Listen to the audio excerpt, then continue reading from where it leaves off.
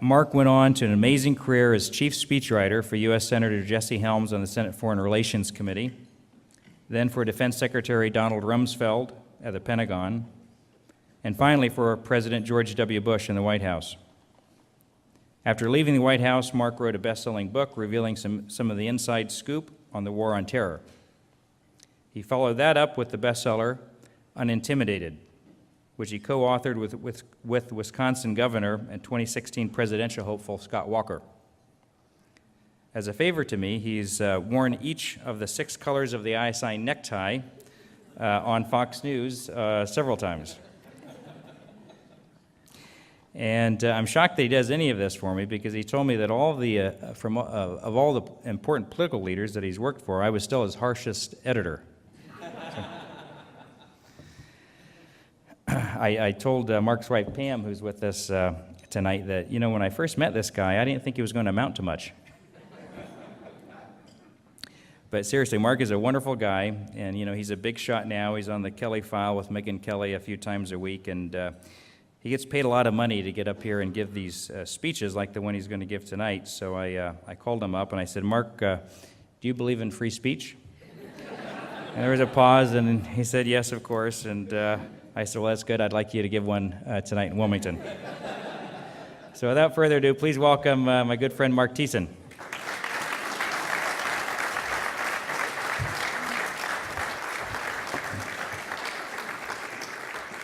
Thank you, Chris, and I promise the speech will be worth every penny. It's great to be with you here tonight. Chris, thanks so much for that introduction. We've known each other a long time.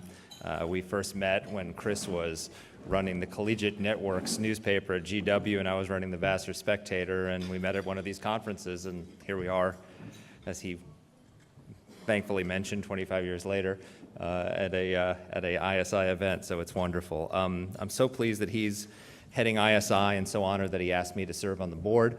I was fascinated to learn from Alf that Chris had raised the value in just a few short years of Foster Fries's assets to $19 billion. I was talking to Chris, and he assures me that he will do the same for the ISI endowment in a few short years. No pressure, Chris. But anyway, Chris asked me to talk to you tonight a little bit about my career and the role that ISI and the Collegiate Network played, and also take you behind the scenes a little bit in the White House and the Pentagon and some of the experiences I had there. And I'm pleased to do that, and particularly because I love ISI and I love the Collegiate Network, because it's really where I got my start. It was as a Collegiate Network editor that I discovered my love of writing. It was as a Collegiate Network editor that I discovered the world of ideas, all the books that ISI sent me that never seemed to get assigned in the classroom. And I'll tell you the impact of one of those books in a few minutes.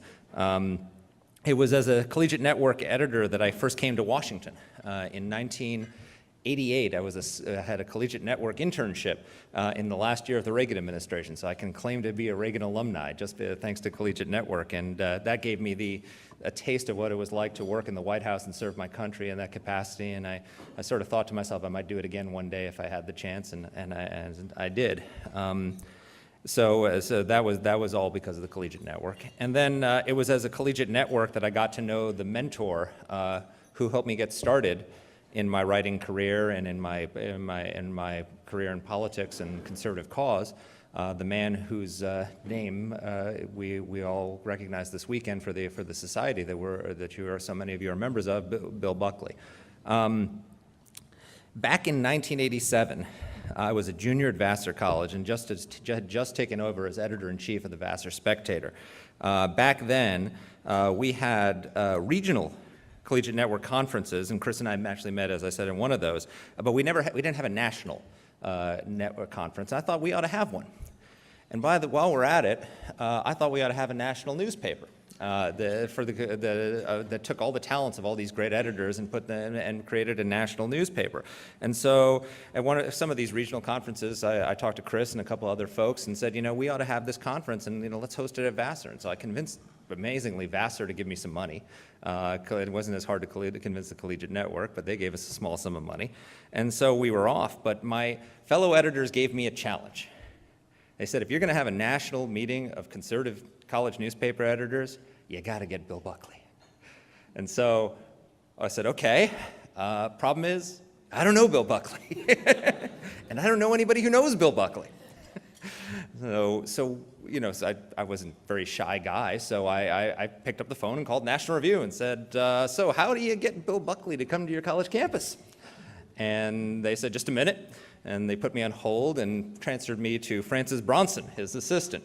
And for those who, I'm sure many people in the room know Frances, she was totally unimpressed with me and told me to call Bill's agent, which I did, who quoted me a sum that was about 10 times the annual operating budget of the Vassar Spectator.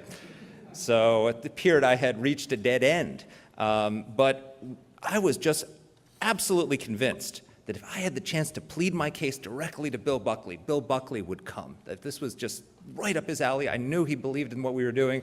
I just had to get to him. But how do you get to Bill Buckley? And one of my editors finally came up with the idea, let's get tickets to Firing Line.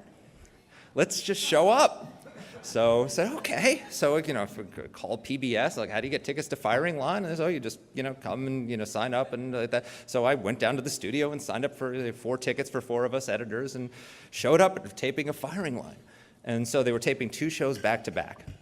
And I summoned up my courage and I saw Bill Buckley. Now, if the sum of your, I'd never met Bill Buckley, I'd watched him on TV, but if the sum of your knowledge of Bill Buckley was watching him fillet his opponents in a Firing Line debate, he's pretty intimidating. Smartest man in the world. And so I just summoned up my courage and went up to him and introduced myself. I said, I'm Marc Thiessen, I'm the editor of the conservative newspaper at Vassar College. And he just looked at me and smiled in those twinkling blue eyes and said, oh, that's wonderful, come here, come talk to me. Put the taping on hold, took me to the back room in his office and sat down and tell me all about the Spectator, tell me what you're doing, what's conservatism like at Vassar College? And he was fascinated by the idea of a conservative newspaper at Vassar College. He always, till the end of his life, he called me his Vassar friend. Because he had met his sister Tish went to Vassar, and he had met his wife Pat at Vassar, and I didn't know this at the time. But he was very intrigued by Vassar, and he liked the idea of a national meeting of this. So he said, write me a letter, send it to National Review, not to my agent, and I'll look at my calendar and see if I'll get back to you. And so I sent the letter, explained what we were planning to do, and a few weeks later, a letter comes in the mail from Bill Buckley saying, I'll be happy to come. And so he came. So. Amazingly, he arrived on campus, and so we got about 60 editors from all these different conservative papers come to Vassar, and Bill arrives, and immediately the left sense a disturbance in the force. And the word spreads around campus that Bill Buckley is here, and so it was the night of the formal dance. And so, and it was pouring rain, and so they assembled this ragtag group of 300 students to come and protest our dinner. So we had it in this room called Jocelyn Hall, which is this beautiful old ornate room that's a long room with glass windows on either side. And Bill arrives, and we take him through a back entrance. There are 300 students outside chanting and all sorts of left-wing slogans. And so we're inside, and this is back when you could smoke a cigar indoors. And we had gotten cigars, we had wine. There were these two twins on our newspapers who were in the music program, so they were playing Mozart in the background. And so we're sitting there smoking cigars, drinking wine, hanging out with Bill Buckley, and by the glass, with their noses pressed against the glass, was the campus left, looking in at us. It was just too precious to be. But they were very upset, and they were very upset that they couldn't attend. And so they eventually stormed the building, and they came into rushed into the lobby, and they were prevented only from entering the hall by the efforts of the Vassar men's rugby team. That's a real thing. And so the Vassar men's rugby team held them off at the doors, but one of them snuck down just as Bill stood up to speak, one of them snuck down into the basement and pulled the plug, so the whole room went dark. And Bob Terrell, the editor of the American Spectator then, was there. And so his voice comes out from the darkness, Bill, the Vassar student body is trying to show us how they see the world. And so we eventually got the lights back on, and Bill enthralled his audience, and it was truly a night to remember. And after that, we kept in touch. I would send Bill copies of the Vassar Spectator. He always would send a letter back with some nice comment about an article that had been in there. They took the time to read it. And the following year, we got into a little tiff with the administration. They didn't like an article we published. They took away all of our money and told us to stop publishing and kicked us out of our offices. And so I reached out to Bill, and he used his Vassar connections to find an alumna who wanted to remain anonymous but gave us a sizable check to keep the paper operating, and so we did and got it back and took it independent of the campus, which is what every conservative newspaper should be, independent of the college if it can be. And, so he came to the rescue then. And then on graduating, I headed to Washington and landed a prize job with a Republican strategist named Charlie Black, thanks largely to a letter that Bill wrote for me, telling Charlie about some of the things that how he had gotten to know me and recommended me. So it got me my first job in Washington, really. I mean, Charlie told me there were lots of people applying to his job. He got a letter from Bill Buckley. He said, stop the interviews. If Bill Buckley says this guy's okay, he's okay, and hired me on the spot without even having talked to me. So that was the power of that mentoring relationship that I'd gotten through the collegiate network. And so, I later went to work for another great conservative icon, Senator Jesse Helms, who was the chairman of the Foreign Relations Committee. And when I was working for Senator Helms, one of the things I got to do is I went on a official U.S. government visit to Cuba for the visit of Pope John Paul II. And it just so happened that Bill had sailed to Havana for the same event. And so I had a wonderful lunch with Bill Buckley in Havana, Cuba. And it was one of the most memorable experiences of my life. And of course, I was working for Senator Helms, who was the chief architect and proponent of the Cuban embargo. And Bill was against the embargo. And so we had a fascinating debate in the Emilia Cohiba Hotel. I can't imagine what Cuban intelligence thought of that. And it was one of my greatest accomplishments as a wordsmith, because it was the only time I ever corrected Bill Buckley's English. Bill kept referring to it as the Cuban blockade at that. And I said, no, Bill, a blockade is when Navy ships encircle a port. It's an embargo, a legal ban on trade. And he actually published that I had done that in National Review. It's one of my greatest accomplishments. I worked in the White House, I worked for the president, but I corrected Bill Buckley's English. So that was a wonderful experience. After that, Castro survived our visit. And I went on to work in the Bush administration. I served 3 years with Don Rumsfeld as his chief speechwriter. There, I was in the Pentagon on September 11th when the plane hit, and that was one of the most. It was the most stunning day in all of our lives. But it was 2 corridors down from me, and I felt the building shake. I smelled the smoke. And lost a good friend who had been down the hall that day. And so I was there literally at the very start of the War on Terror, and was with Rumsfeld for 3 years in the Pentagon. In that period, I traveled 250,000 miles with him to over 50 countries in 3 years, including his first visits into Kabul after the fall of the Taliban, to Bagram Air Base, his first visit into Iraq after the statue fell of Saddam Hussein, and got to really have a front row seat in history. And it was a fascinating experience. I was on the bus coming over here and talking with some of my fellow trustees who know Don, and we were telling Rumsfeld stories, and they suggested I share a few with you. And he's a fascinating. Everybody remembers his press conferences, of course. But I got to, when I was traveling with him, I would get the chance to sit with him when he was having private meetings with kings and emirs and world leaders, and see how he interacted with them. And I remember back then, Central Asia, once we were in Afghanistan, Central Asia was a big focus, and we were building relationships with all these countries in all these new former Soviet Central Asian republics. And so he would sit down with these leaders, and we were sort of trying to build new American relations with these countries where we had never had relations before, military basing, all these things. And I remember, I think we were in Kazakhstan, and he sat down with the leader of Kazakhstan, and he tried to prepare him for what it was like to have a relationship with the United States of America. And he told him, and this is almost verbatim, he said, getting into a relationship with America is like getting into bed with a hippopotamus. At first it feels all warm and fuzzy, but then the son of a bitch rolls over on top of you. And the worst part is he doesn't even know you're there. Which is a pretty good description of sometimes how we treat some of the smaller countries that we have to deal with. He also, I remember, and since we're in Delaware, I have to share this story. I was with him in Ethiopia, in Addis Ababa, with the Prime Minister of Ethiopia, and Rumsfeld. He had strong opinions on how organizations should run themselves and all that, and he liked to give free advice. And he was giving the Prime Minister of Ethiopia free advice on how he could improve his country.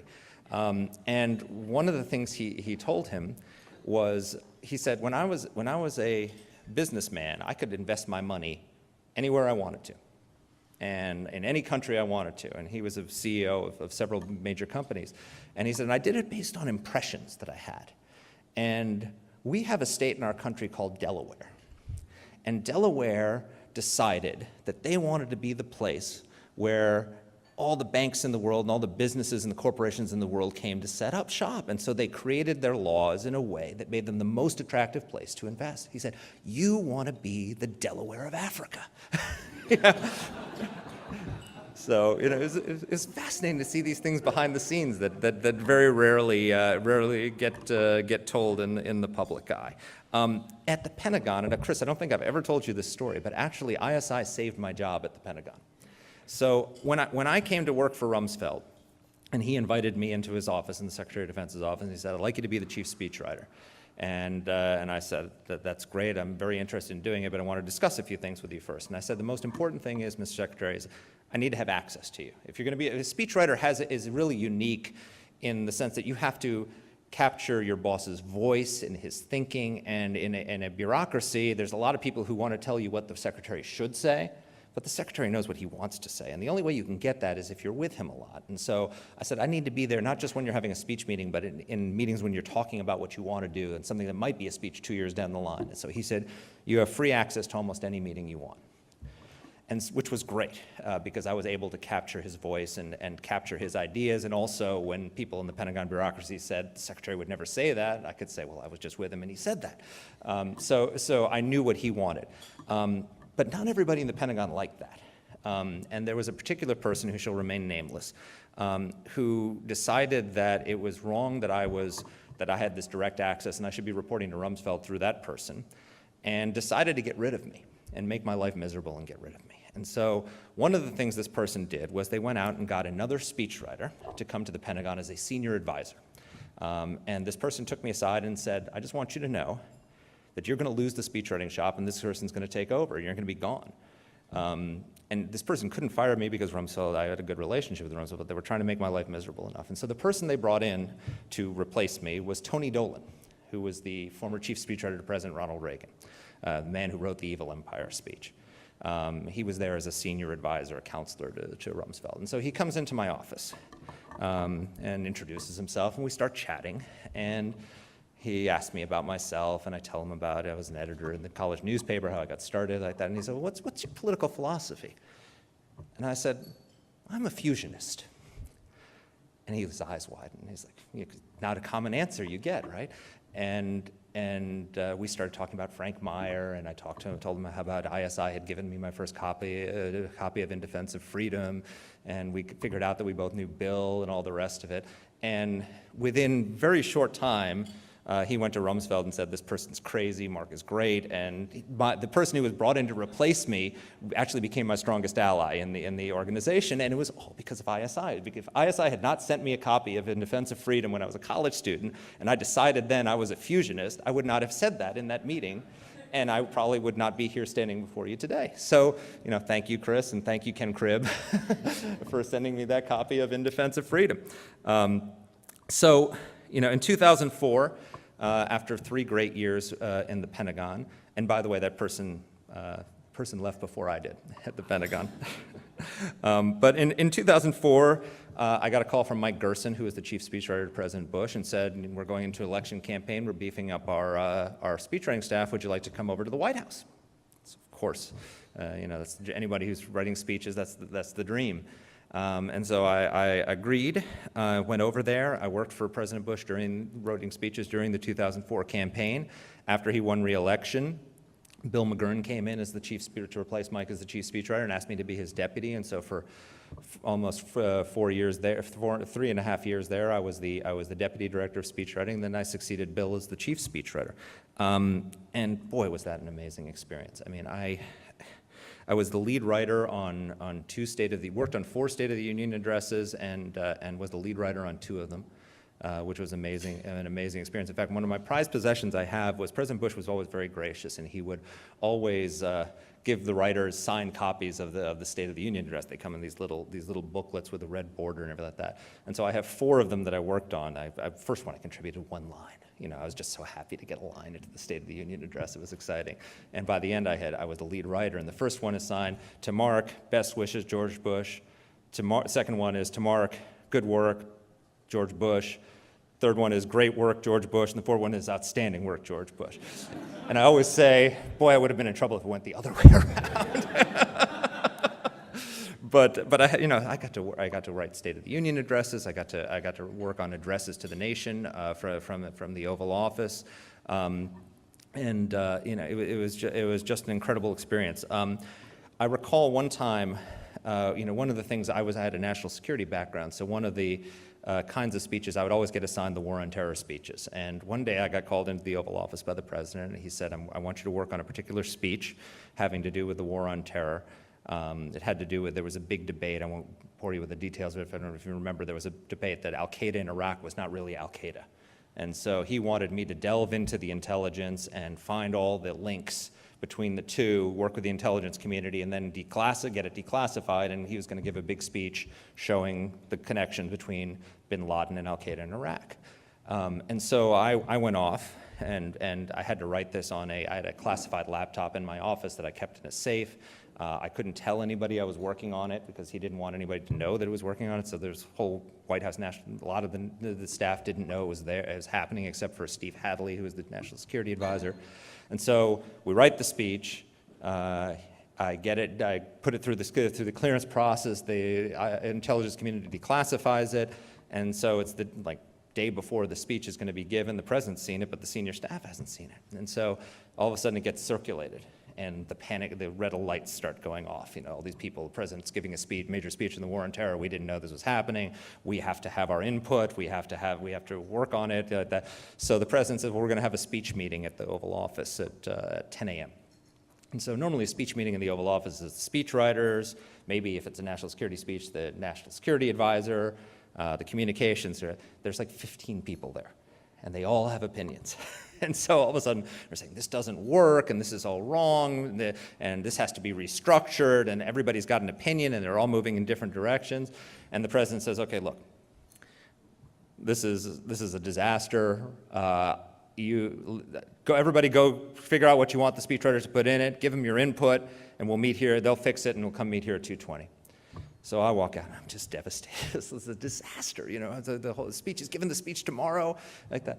I get up to my office, Bill and I are sitting there, and we're like, what are we going to do?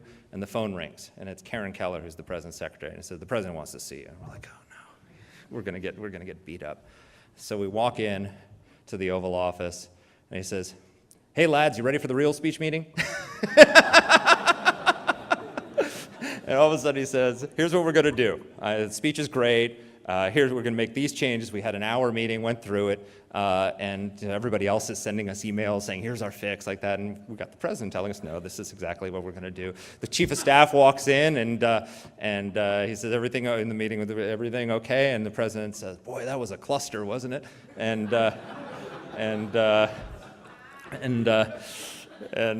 it's like, and the chief of staff says, well, it looks like you've got the right cluster now. And so anyway, we get the speech. We go up there to 2:20 at the appointed time, and Chief of Staff asks him, "Do you want to call everybody back in?" And he's like, "We've had one cluster enough today. It's okay." So the point of the story being is that there's these impressions that George Bush was led by his advisors, that he was that he knew this is a man who knew exactly what he wanted to say, knew exactly what he believed. Didn't need 15 advisors in the room to tell him what to do, and he gave the speech he wanted to give.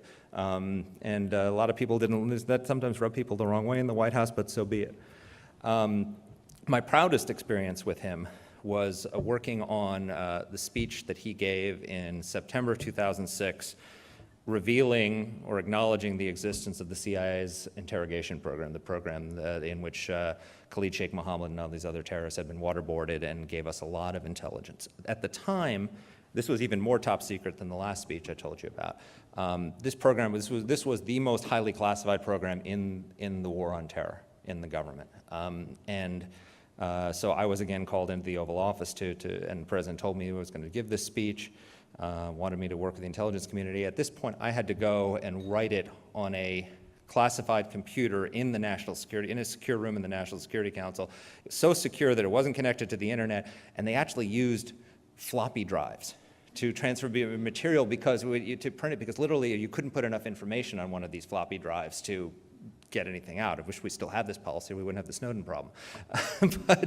but literally worked in a secret compartmentalized room. My speechwriting colleagues, who didn't know what I was doing except I was working on another secret speech, used to say I had gone, when I disappeared for days, I was at my undisclosed location. But I was given access to the most top secret information we had about the war on terror, about this interrogation program.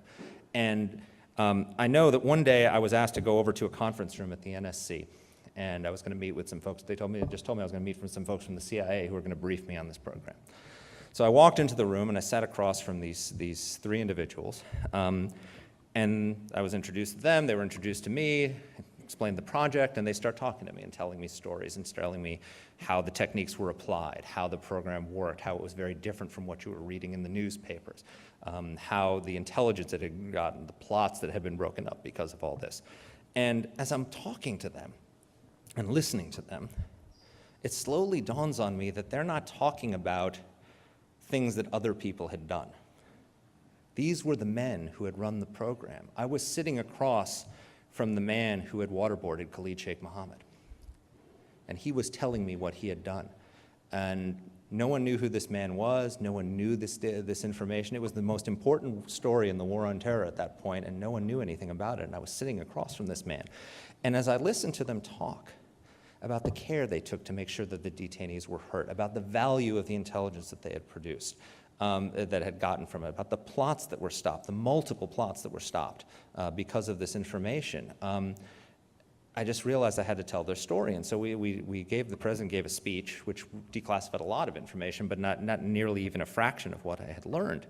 And so when President Bush left and President Obama came in, one of the first things he did was stop the program, first of all, which was a disaster, and two, declassify all the secrets about how this program worked, which was devastating to our national security efforts, because most of the techniques were psychological. And so if you give away to somebody how the interrogation techniques work, they train in counterinterrogation, they can defeat them.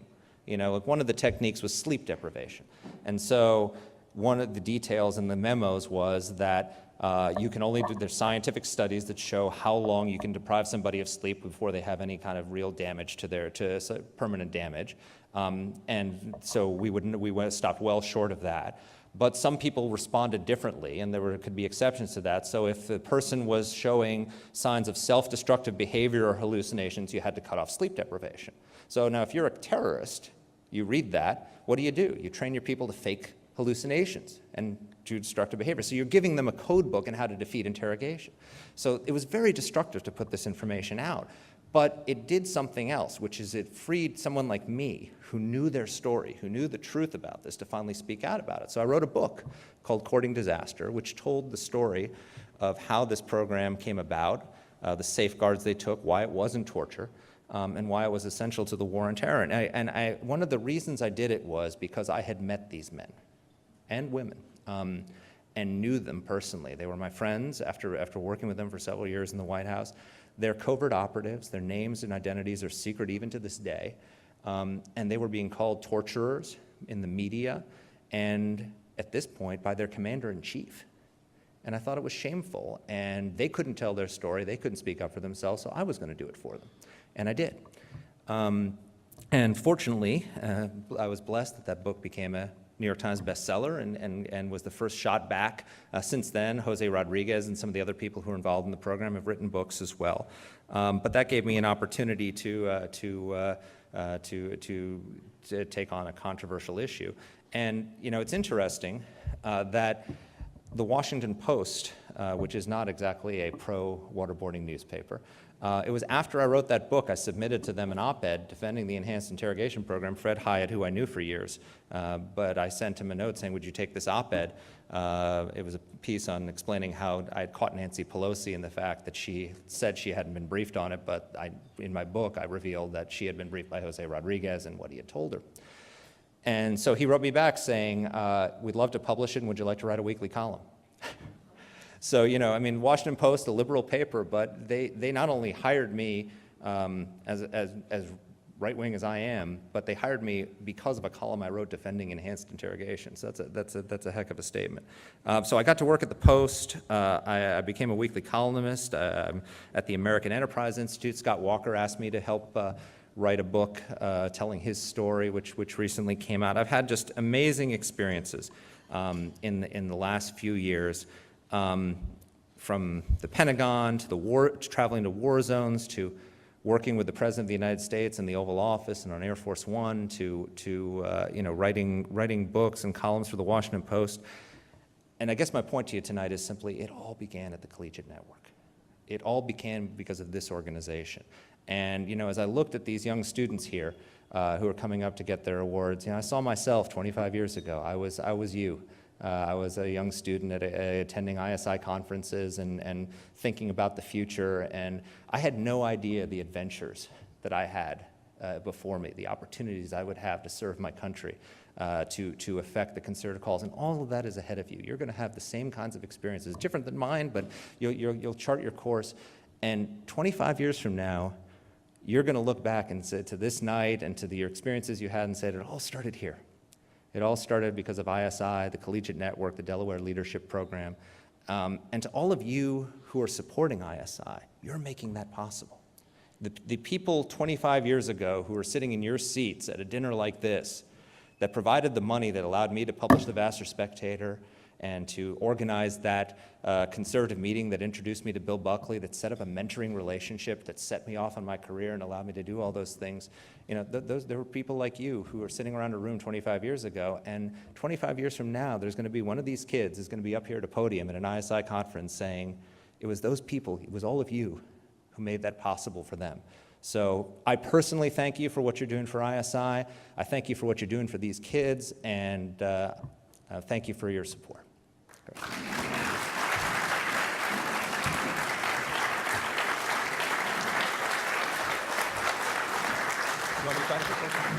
Mike Hayden was here in Wilmington not too long ago. He spoke at the Wilmington Club, and he was former director of NSA and former director of the CIA. And I pulled Mike aside and I asked him about Marc's book, and he said everything in Marc's book is 100% accurate. So Marc's agreed to take a couple of questions, and so if you have some questions, feel free to ask them now.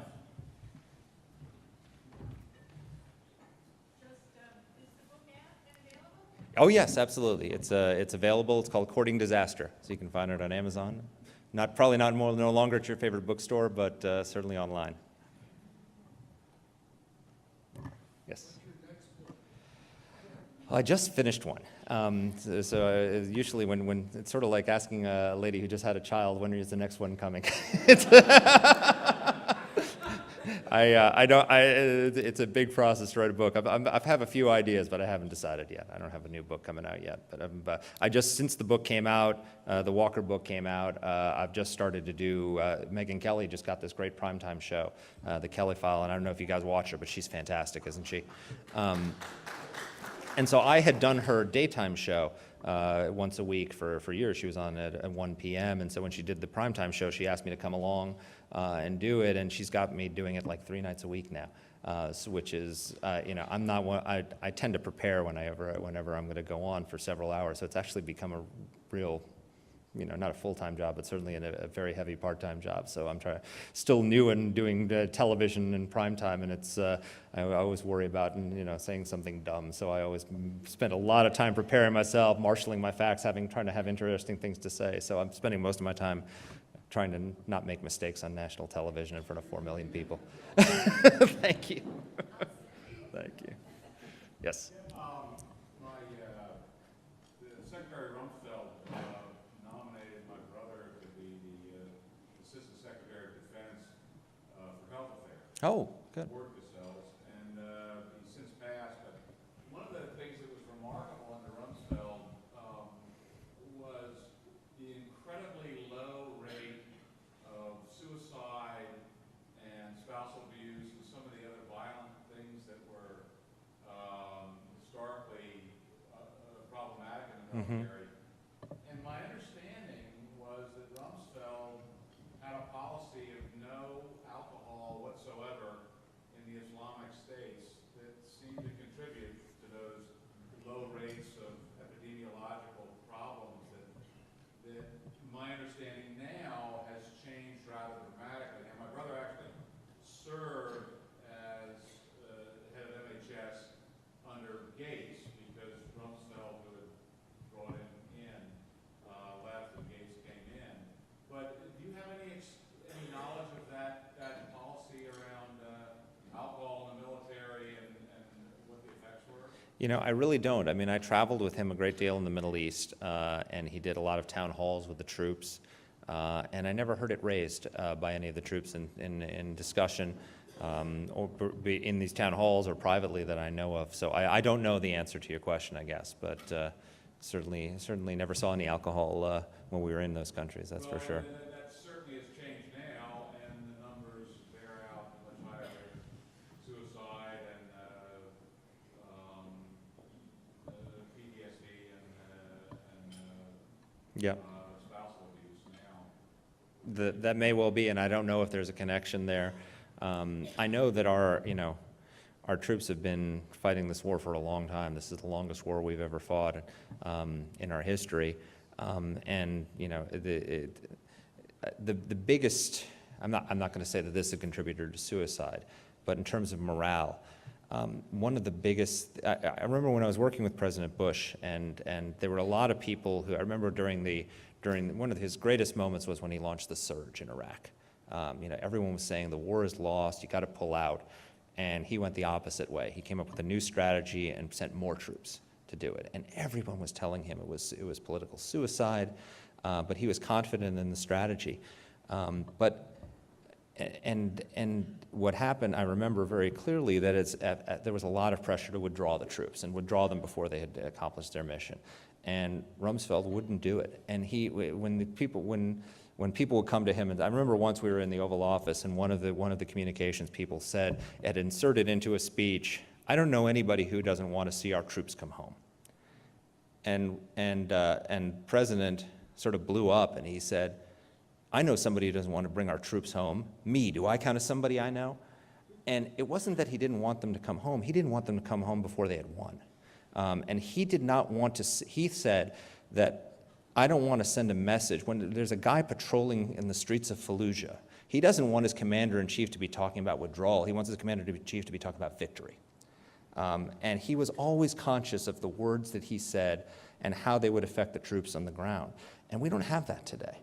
We don't have a president we have a president who sees our troops as victims, who need treatment and help, and not as heroes, and who never rallies the country to their cause. You see support for the mission in Afghanistan, which was supposed to be the essential war. Iraq was the war of choice. Afghanistan was the war we had to win. Apparently that's not the war we have to win anymore. And President Bush wouldn't let a week go by without a speech in which he explained to the American people progress on the ground, why we were there, the consequences if we failed, and the consequences of victory. When's the last time you heard Barack Obama give that speech? Never. So of course support for the war on terror is going to go down, because the commander-in-chief isn't using the bully pulpit to rally the country, and when you don't rally the country, you don't rally the troops. So I'm not saying that that's the prime contributor. I mean, we have a lot of people who've been going back for repeat tours, and it's tough on families. But I think the most important thing that you can do as commander-in-chief is to have your troops back and have them believe. If the troops know the commander-in-chief believes in them, believes in their mission, believes what they're doing is important, it goes a long way. Jan, thank you. Mark, thank you for a heartfelt memory of your career and mentioning the ISI.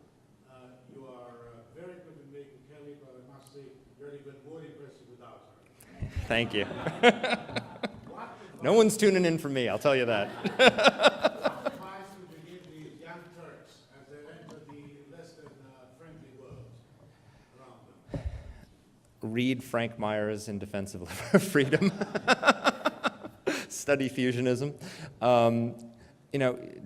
One of the great opportunities you have through ISI is developing mentoring relationships with the people that you're introduced to, and take that seriously.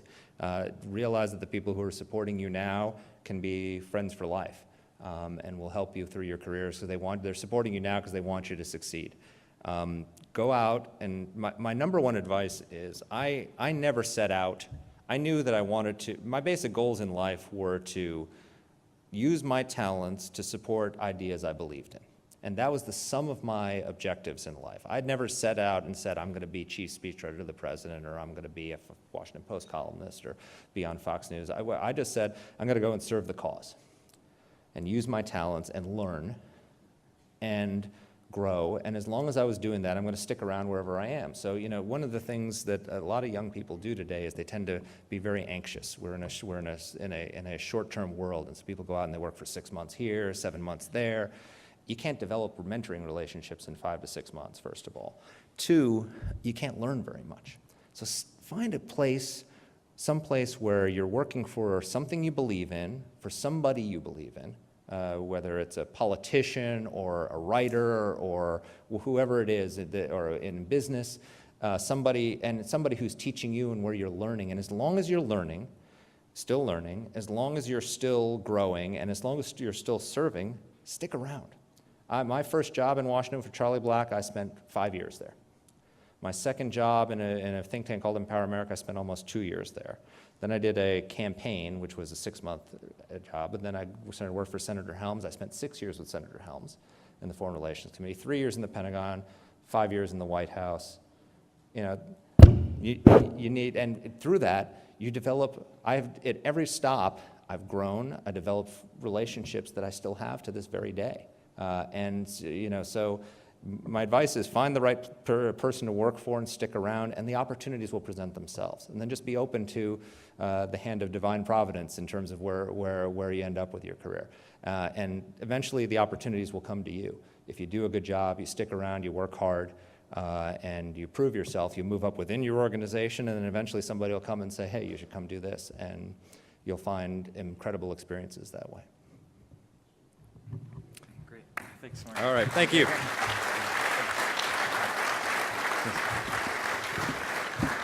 It's always good to end on a note of divine providence.